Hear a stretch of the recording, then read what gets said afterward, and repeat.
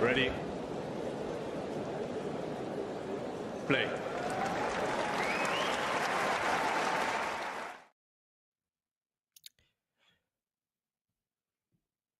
Good afternoon, good evening, good morning, wherever in the world you are tuning in from. I'm here to have a special show on Peng Shuai. In fact, I should say Peng Shuai, the correct pronunciation. Who was or who is Peng Shuai? Well, Peng Shuai, WTA player, achieved a great amount of success, particularly in doubles. Where she reached number one in the world, winning a couple of majors. She also reached number one in singles as well. But her story took on a different form, if you like, from November last year. In fact, to be the 2nd of November, I think it was last year, when she posted on social media, Chinese social media, Weibo, and again, maybe I'm not saying that correctly, but hopefully you get the idea, where she accused a high-ranking Chinese official, Zhang Gaoli, of sexual assault, also during a years-long affair.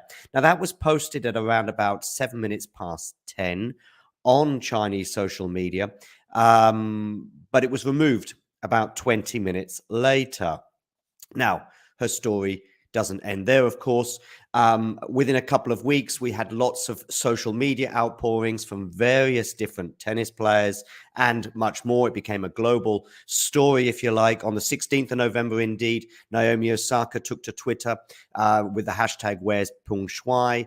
This had gone viral by now, where she was obviously very concerned about the whereabouts and the safety of one of her fellow players. She says here, not sure if you've been following the news, but I was recently informed of a tennis player who's gone missing. Censorship is never okay. I hope Peng Shuai and her family are safe and okay. Now, this is the 16th of November, 2 weeks after that initial post, and still nothing from Peng Shuai. That was to change, though, on the 17th of November. So this is 15 days after the allegation was made. Chinese state-run media released an email allegedly from Peng, which says along the lines of that she's safe and well. She'd also backtracked on her sexual assault allegations. Following on from that, this is the email. As you can see, this is a screenshot of the email from Peng, where she says basically that this is not true. This is also because she'd been reached out from Mr. Simon, the WTA chief, had got in touch with her, basically, and she's there, if you can see, saying the sexual assault, it's not true. That is on the 17th of November. The same day, by the way, Serena Williams also joins the social media outpouring, suggesting and asking, where is Peng Shuai? Next stop we have on the timeline is the 18th of November. Now, 16 days later, we've got China saying this is not a foreign affairs matter. The UN on the 19th of November also gets involved, asking for an investigation and verifiable proof of her whereabouts. The IOC chief, Mr. Bach, Thomas Bach, International Olympic Committee chief, he has a video call with Peng Shuai on the 21st of November. Now, this is very important to realize that this is just a couple of months before the upcoming Winter Olympics. So make of that what you will. Then in December, beginning of December, Steve Simon, the aforementioned Steve Simon, the WTA president, announced that there would be no more tournaments for the foreseeable future to take place in China and Hong Kong.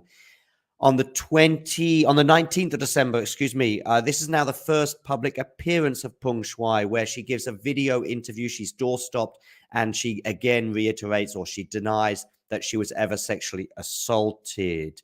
7th of February now, Peng Shuai announces her retirement from tennis and reiterates that there was a misunderstanding over the allegations. I am joined now by East Asia correspondent William Yang. Let's bring you in, William. William, how are you doing today?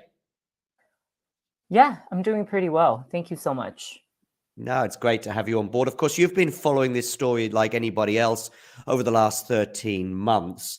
What is the latest? Do we have any update in the last few weeks or even few months? No, I think unfortunately, since the beginning of the year, after Peng was last saw in public during the Beijing Winter Olympics, Hmm. in, we have not really seen much from her, and also there have not been much information about Peng Shuai and also her future. As you mentioned, like so far, like. There is no news whether she will even be able to return to the tennis world. Now she has announced her retirement, but that was subsequently after the all the allegations kind of like died down and like the wave of international responses. I think the most recent uh, like development about this whole thing is that the accused former high-level official Zhang Gaoli appeared during the 20th Party Congress in China, which is one of the biggest political events in China just in October. And then just about a month ago, the chairperson of the WTO, Steve Simon, said once again in an interview that he still hopes that the Chinese authorities will conduct an investigation based on Peng Shuai's alleged allegation against Zhang. But obviously, right now, there is just no news about the latest development and the latest information about Peng Shuai's situation. William, I've got a tweet here, which is from you actually from over a year ago. I believe it's about 24 hours after the incident with the posting on social media took place. It's on the Weibo account, and I think you tried to say hello, right? I don't know if you can see this tweet where you've posted hello or hi under the Chinese tennis star Peng Shuai's Weibo account, but it was blocked or it was deleted for violating Weibo's community rules. Is that right? Yes, yeah. Tell us a bit about, first of all, let's tell us about Weibo. What is it? Because, I mean, most of us, of course, in the Western world, we're familiar with Twitter and Facebook, etc. But maybe some of my viewers don't know what Weibo is. So Weibo is a microblogging site that is kind of the equivalent of Twitter, where people share very short posts, updates on all kinds of different topics and things. There are personal accounts, but also there are public accounts like the one that celebrities, including Peng Shuai, uses regularly to update their followers or share public statements and the latest in their life. So, what happened when I tried to leave that, test the comment function under her account 24 hours after the post was first posted and then allegedly removed from Weibo? It's just to test whether the Chinese government's censorship regime has kicked in. And obviously, in that case, it was pretty obvious that her account was no longer able to receive any public comments. And soon after that, the entire account basically was suspended and disappeared for quite a while. So this is a typical way that the Chinese government tries to do when it comes to limiting information flow about certain viral events that they don't want, to spin out of their control. Cool. Tell us about the accused. What do we know about him? I mean, I mentioned him as a high-ranking official, but I'm sure you can elaborate a bit more on that. And has there been any response, questions? I mean, you can answer that for me, William. So Zhang Gaoli is a former vice premier for China for a few years, and he and Peng basically had a complicated history regarding their relationship. And the original post from Peng basically accused him of lying to her in terms of like his affection for her, and allegedly his wife even played a role in facilitating and helping with Right. the alleged rape that took place at Zhang's house. And since the event, the allegation surfaced, he has not really been seen in public at all until this past October when he appeared at the 20th Party Congress. That was the first time that he was seen in public. and there have been no mention in the international in the Chinese media, and there's also no direct information about responses from him or the Chinese government regarding the allegations against Zhang. We've seen the only response from the Chinese official is that this is an internal this is not an international affair, so they refused to answer that at any of the press conferences when international media have a chance to press the issue to the spokesperson of the foreign ministry. So we really have very little to I think learn about regarding what actually happened, and then the subsequent events and the fate of both of the people that are involved in this case. Most of the people tuning in will be watching on YouTube, but some will be watching on Twitter and Facebook as well, and podcast form perhaps too. But can people in China access this episode, for example, in any way, shape, or form? Well, I mean, there were a lot of attention on, the allegation and then the subsequent discussion on Chinese social media. But obviously, Chinese netizens have to use very veiled languages without, violating or triggering the censorship. So, but there was definitely a lot of attention on, the follow-ups of after Peng's allegation, because she is, like you said, one of the most successful tennis stars in China. Apart from Lina, she achieved a world #1 in doubles, which I believe she's the only Chinese player so far that have achieved that in the doubles field on the women's circuit. And she also had some incredible achievements overall in the domestic competitions. So I think overall she is a very high profile player. And at the time when the allegation happened, she was still one of the leading players representing China internationally. So obviously, I think in a country of 14 billion people, this is a huge allegation and a scandal that involved two very high profile individuals. But I think soon after, the information was basically censored and discussion was not really going anywhere. I think the event and discussion kind of died down within China compared to the ongoing curiosity about Peng Shuai's whereabouts and her conditions and her side of the story within the international community, especially the tennis community. Tell us about tennis in China. Is it big? Is it popular? I know, of course, you reside in Taiwan, although currently you're in Berlin, if I'm right. But tell us about tennis in China and how popular it is, and anything about the knowledge and awareness of the sport there. So tennis wasn't really a sport that has a long history of popularity among the Chinese population, compared to similar sports like ping pong or badminton, which both are also racket sports.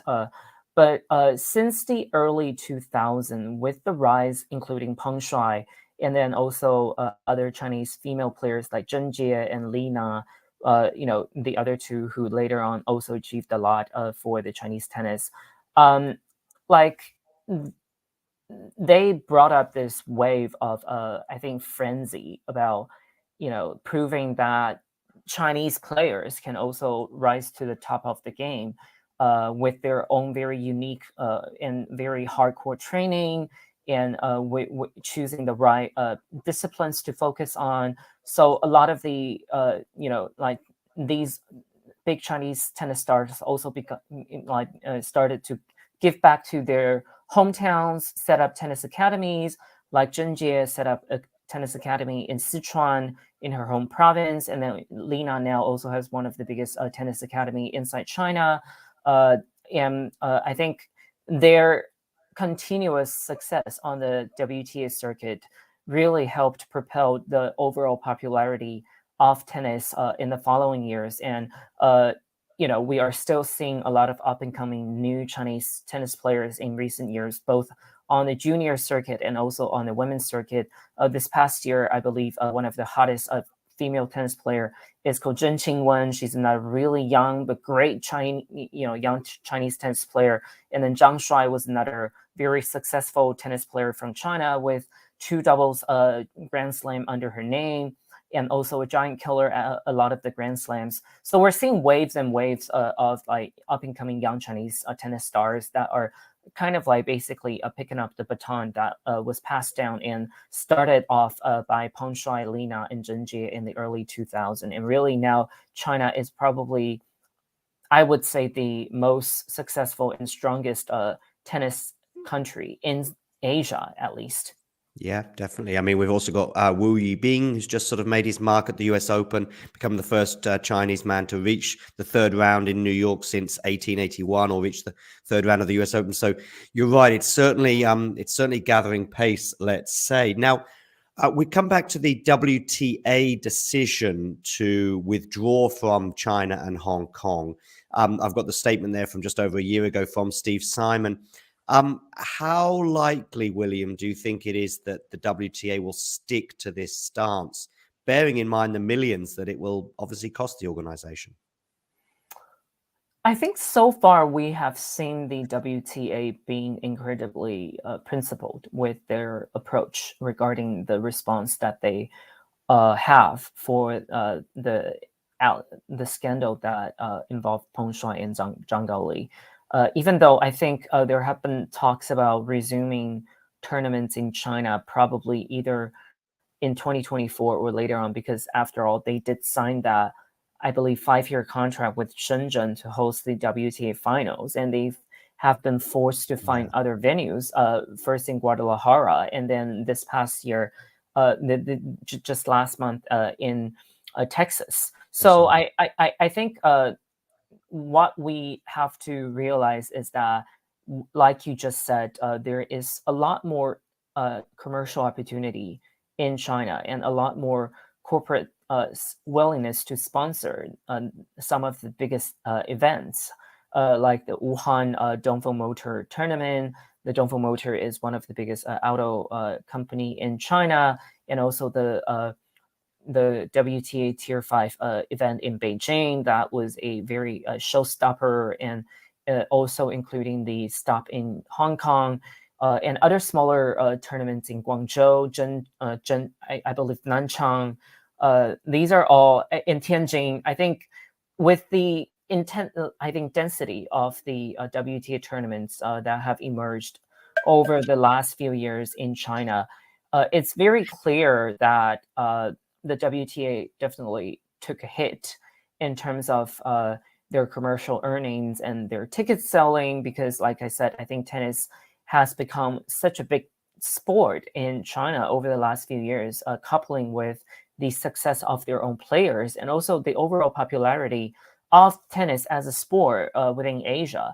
And, because of the fact that there have been a lot more tournaments being hosted in China and neighboring countries, it also really helped to, I think, bring up the overall interest of the Asia population in tennis as a sport on, streaming services or on other kind of like commercial deals. And so I think whether the WTA can continue to be so principled really depends on how, I think, vigilant and resilient they can be, and in terms of finding other alternative revenue streams. Because I think at the end of the day, this is a profit-making business industry. Billions of dollars are generated every year, and if they just cannot keep up with the loss that they have to absorb for sticking with the right decision, then I think at some point they will have to come back and reevaluate whether this ongoing decision is necessary. Because like I think all of us who have been following tennis so closely, we do see that the interest and the overall, I think, awareness about the issue of Peng Shuai has really faded simply, I think, 6 months after it really happened, or simply after her last public appearance in Beijing in February 2022. Yeah, exactly. I mean, for certainly for several weeks, the "Where is Peng Shuai" thing on Twitter, for example, the hashtag obviously gained a lot of traction. It was in the news almost daily for the first couple of weeks. But you're right, since February in particular, and those Winter Olympics, and it has kind of disappeared from the radar. We had a couple of things recent, as you mentioned. The accused did appear in public. Was that what the Communist Party conference they had last month? Yes, Exactly. in October. Yeah. Yeah, in October. And so, and then, of course, we've also had another announcement from Steve Simon. I think it was on the anniversary, which would have been a couple of weeks ago or 3 or 4 weeks ago, of the incident, if you like, of the social media post, where he has asked for a transparent investigation. But of course, I think that remains to be seen. What do you think about boycotts and withdrawals? And this is a more generic thing, not just regarding China. It could be any nation for that matter. Is there any evidence that these things work? I mean, sometimes my thought is maybe that cutting off from the world may not work. In fact, it may go the other direction, and people in China become even more excluded, if you like. But is there any evidence that boycotts, for example, whether it be Olympics or football or tennis, do they work? Is there what's the message? What's the idea behind them? I think the boycott is more, a gesture of solidarity more than anything, because I think this is a very, important gesture from fellow, I think, sports players who are essentially, standing up with their fellow, I think, athlete. And whether this really has any, I think, meaningful real life impact, I think it really depends on, I think, the subject matter that is involved. And in Peng Shuai's case, I think it was really important in the early stage of the allegation when the whole world is still trying to make sense of everything. But later on, I think overall, I think it's still very important for the players to not contradict the WTA's decision of pulling out of China. Even the Chinese players did not complain about it. I think that is very important. So, to show that the tennis community as a whole is standing behind the decision and also standing behind Peng Shuai. And that is a strong message to the Chinese authorities. I think that also probably helps to take some pressure off the shoulder from the WTA, leadership, because it's a big decision, like we all said. So I think, whether this can be replicated to other sports, I think it really depends on how united the community is. But in this particular case, the WTA did put forward a very strong image and a very strong message of unity to the world and also to all the fans around the world. China also basically 16 days after the Weibo post said this is not a foreign affairs matter, stay out of domestic issues. Is that common policy for the Chinese government to sort of try and brush things off by saying stay out of our business? Yeah, this is, one of the most typical line that they always use, that this is domestic affairs, and it doesn't really concern any the international community. I think essentially it's to deflect the attention and the pressure on them, so that they can hopefully move on from it. So we have seen this same line being applied to other sensitive international incidents involving famous Chinese people, or or just involving China in general. Yeah. By the way, you reside normally in Taiwan, that's right? Yes. How comfortable would you feel? I mean, how possible would it even be for you to have this interview with us today? I know you're on the BBC from time to time, so you go from the BBC to Talking Tennis, and of course, I know you're from Deutsche Welle as well, and I'm sure there's many other media outlets that you contribute for. But how comfortable would a Chinese? Well, it just wouldn't be possible, right, for a Chinese journalist to come on this show and talk about this topic, right? Yeah, if they're physically in China, I think there will be a lot of considerations for them to whether this is appropriate or not. But for someone like me residing in Taiwan, but covering very closely the situation in China, this generally is no problem to talk about issues like this very frankly. I think that is the biggest difference between China and Taiwan, is that there is a very high level of protection in Taiwan when it comes to freedom of expression, but on the other hand, in China, it's just not tolerated.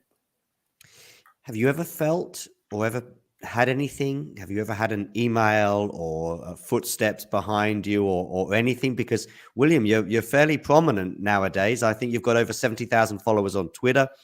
You may even gain one or two more after this interview. Let's hope so. But have you ever felt anything or seen or been suspicious regarding your own security?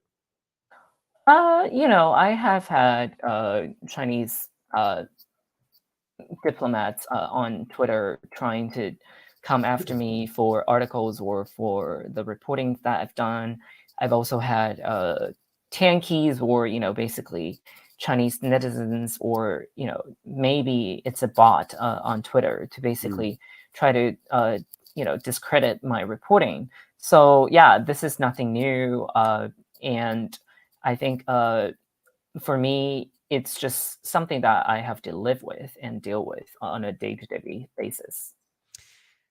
This is your little appearance that you had on the BBC recently. I won't play it, but this is also about a similar topic, right? It's about suppression of freedom of expression. So I just want to say a big thank you from the BBC to Talking Tennis and much more in between.